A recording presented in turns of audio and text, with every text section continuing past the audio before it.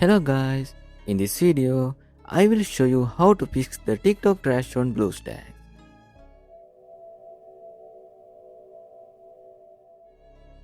First, open the multi-instance manager and create a new instance.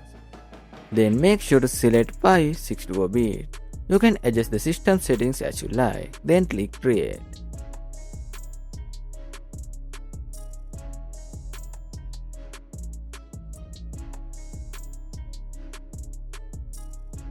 I already have one set up, so I will open it.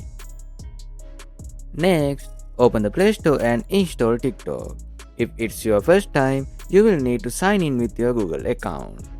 Once TikTok is installed, just open it and start using it.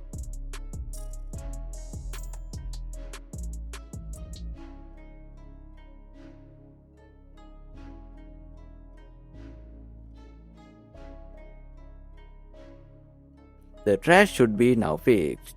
I hope this video helps you. If it does, don't forget to like and subscribe. Thanks for watching.